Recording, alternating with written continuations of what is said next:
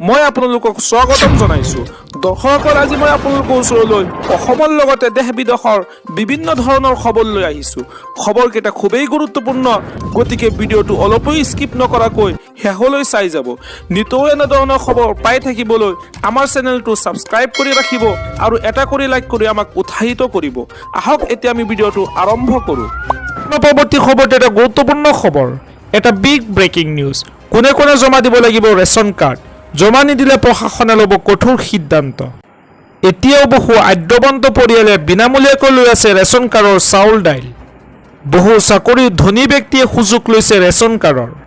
এনে পৰিয়ালে যদি ৰেচন কাৰ্ড জমা নিদিয়ে তেন্তে বিহিত ব্যৱস্থা ল'ব বিভাগীয় কৰ্তৃপক্ষই। সময়ে সময়ে চৰকাৰে আহ্বান কৰি আহিছে এনে পৰিয়ালক। সমাজৰ আদ্যৱন্ত পৰিয়ালে নিজে নিজে গৈ চাৰেণ্ডাৰ কৰক ৰেচন কাৰ্ডখন। সমাজত দৰিদ্ৰ দুখীয়া লোকৰ পৰিৱৰ্তে বহু ধনী ব্যক্তিয়ে সুযোগ লৈছে ৰেচন কাৰ্ডৰ। নিজৰ ফ্লেট 10 বৰ্গ মিটাৰৰ ভূমি থকা লোকে জমা দিয়ক ৰেচন কাৰ্ড।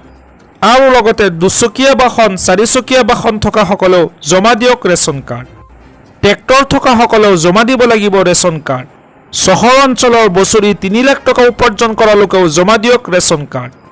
আনহাতে গাঁৱৰ যি পৰিয়ালে বছৰি 2 লাখ টকা উপাৰ্জন কৰে সেইসকলেও চাৰেণ্ডাৰ কৰক ৰেচন কাৰ্ড। যদিহে নিজে চাৰেণ্ডাৰ নকৰে তেন্তে তদন্তৰ পিছত বিভাগে বন্ধ কৰি দিব আপোনাৰ ৰেচন কাৰ্ড। আজি মই পৰৱৰ্তী খবৰটো এটা গুৰুত্বপূৰ্ণ খবৰ, এটা বিগ ব্ৰেকিং নিউজ। মুছলমানৰ ওপৰত অত্যাচাৰ চলাৰ বিৰুদ্ধে দিল্লী কঁপাব হাজাৰ হাজাৰ মুছলমানে। হয় দৰ্শকসকল, দিল্লী কঁপাব অসমৰ হাজাৰ হাজাৰ মুছলমানে। মুছলমানৰ ওপৰত চলা অত্যাচাৰৰ প্ৰতিবাদ চলিব দিল্লীত। অসম চৰকাৰৰ শাসনকালত সংখ্যালঘুৰ ওপৰত অত্যাচাৰ চলাৰ বিৰুদ্ধে প্ৰতিবাদ। ইতিমধ্যে হাজাৰ হাজাৰ মুছলমান লোকে ABMCৰ নেতৃত্বত দিল্লী কঁপাবলৈ সাজু হৈছে। বৃহৎ প্ৰতিবাদী কাৰ্যসূচী ৰূপায়ণ কৰিব বুলি হুংকাৰ ABMCৰ। আজি মই পৰৱৰ্তী খবৰটো এটা গুৰুত্বপূৰ্ণ খবৰ, এটা বিগ ব্ৰেকিং নিউজ।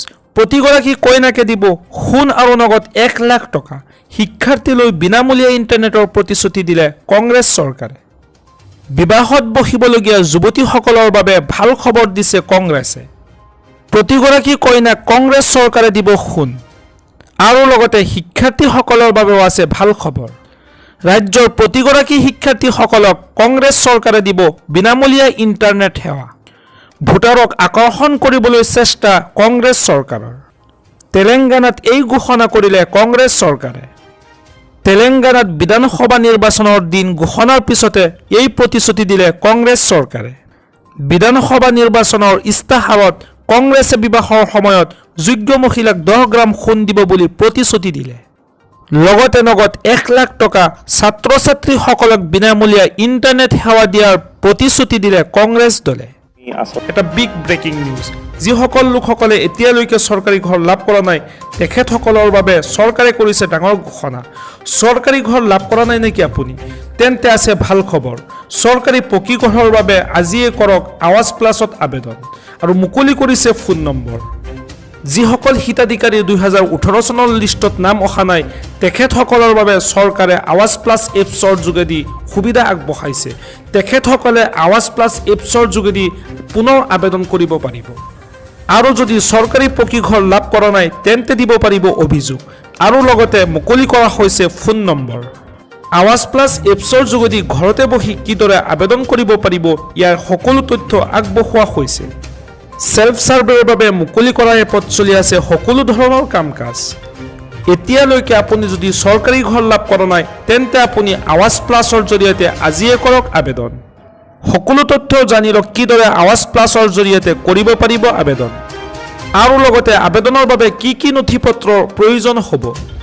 জীৱিকা সখীয়ে চলোৱা জৰীপ সম্পূৰ্ণ নোহোৱাসকলে কৰক সেল্ফ সাৰ্ভে।